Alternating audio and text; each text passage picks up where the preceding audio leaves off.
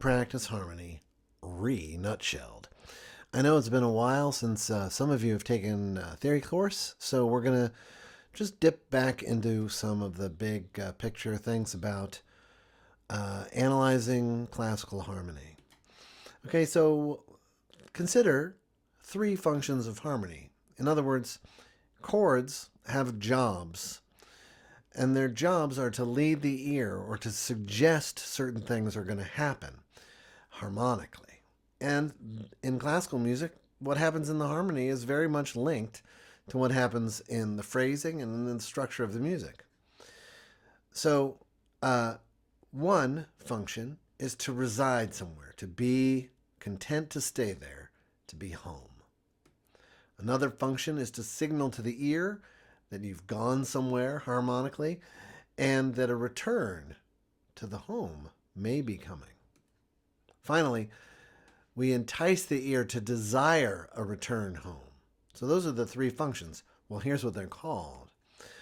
The first one, being in one place, that's the tonic harmony. And we usually see one chords, right? That's the one chord, the home chord. And you can often use a sixth chord as a substitute, or even a three chord for a substitute. Usually it's the one chord, sometimes it's the sixth chord, and even less frequently it's the three chord. Okay, a subdominant chord gives us the impression that we've gone somewhere and it's suggesting to us that we might return home. And usually those are the two chords and the four chords. Notice here when I'm talking broadly about function, I'm using all uppercase Roman numerals, whether it's in a major key or it's a major chord or a minor chord.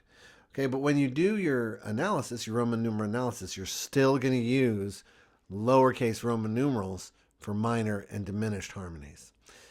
Finally, the dominant function. This is where there's a lot of energy. And there's enough energy so that we often sustain this dominant energy. It's telling the ear that we're about to return home. And so that's usually the 5 and the 7 chords. 7 chords, of course, always being diminished chords. Okay, now, totally different topic. 3 different kinds of progressions. And this is covered in the book, and we're going to look at these different examples.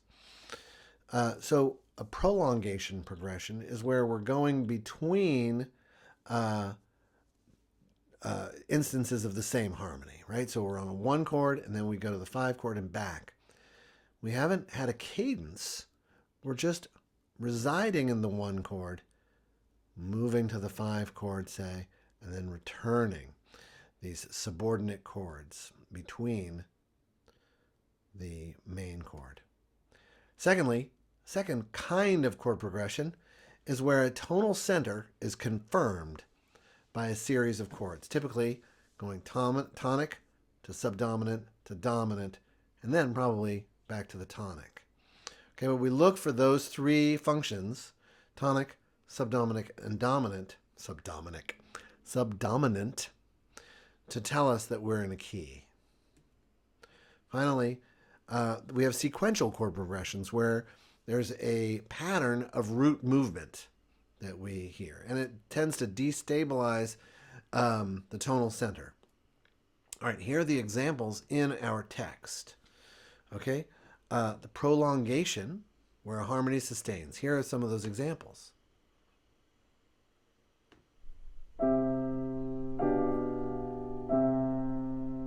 Notice we were here, 1, we went to the 5 in first inversion, the dominant 7th chord in first inversion, and then we returned to the 1 chord.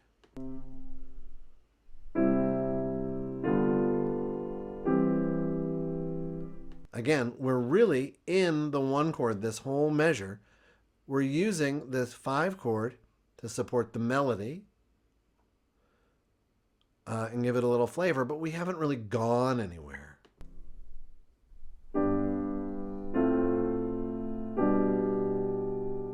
Same thing there. The 5 chord is the prominent chord in that measure, but it's given a little subordination by the 4 chord.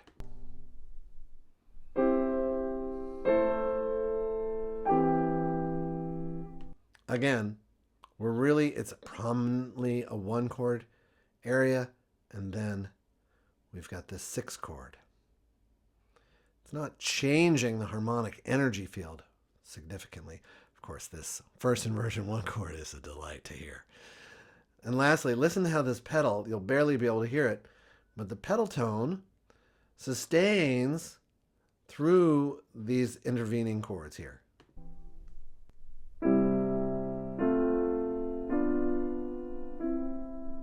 Okay.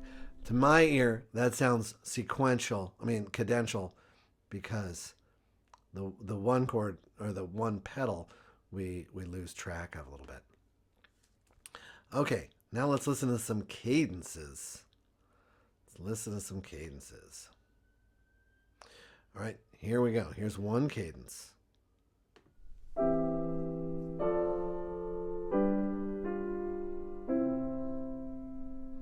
So that's a cadential progression. It also is authentic because it goes from 5 in root position to 1 chord. It goes from 5 in root position to the 1 chord. Notice this delightful little 7th here, which emerges out of the octave, the root, gives us a little bit more of it compels the ear to want to arrive here even further.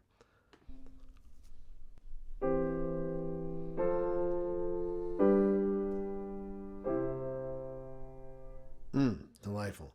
You hear the tonal center is confirmed. We've moved through these different chords and arrived home.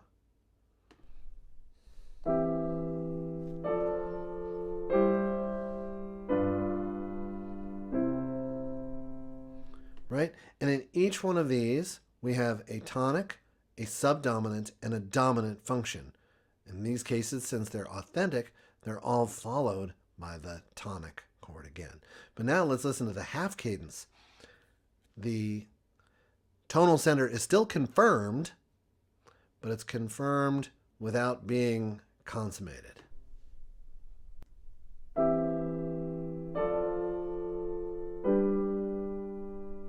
Right? Da, we want to hear da, but we don't get to because we're a half cadence here.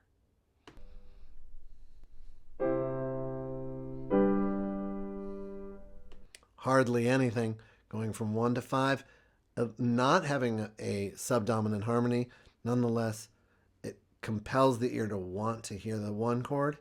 Finally, we love a good deceptive cadence.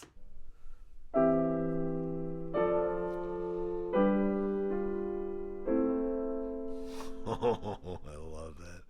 Oh, it gets me every time. Okay, so now, finally, we've got sequential progressions where the tonal center is destabilized through a pattern of root movement. You can have root movements, typically would be in ascending or descending fifths. That's the big one. And here is an example of such a thing.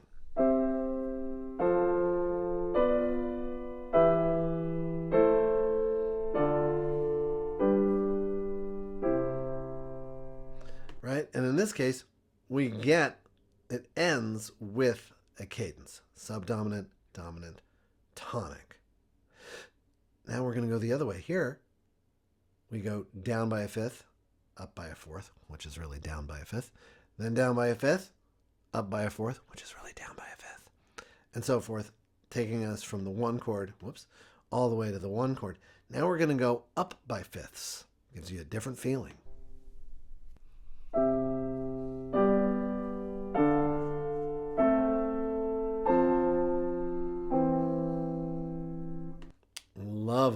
Love that. Okay, notice these sequences have the intervening chords written in parentheses. That is a convention which we're going to observe in this class, putting sequences in parentheses, labeling it with a little SEQ here.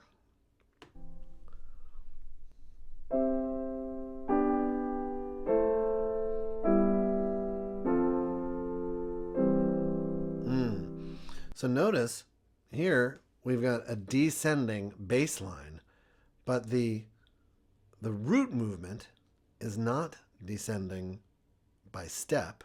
Here the root movement is moving down by step, but the bass line is moving down by step, but the root movement is going down by a fifth, up by a step, down by a fifth, up by a step, and down by a fourth. Oh, I'm sorry.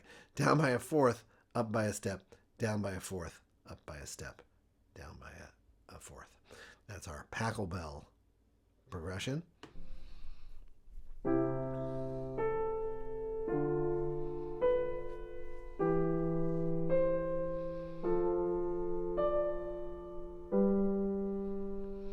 Now you might look at this and say, oh, it's a sequence that involves some kind of suspension, but no, when the G, the soprano voice, goes to an A, we now have a whole new chord, this 6th chord in first inversion.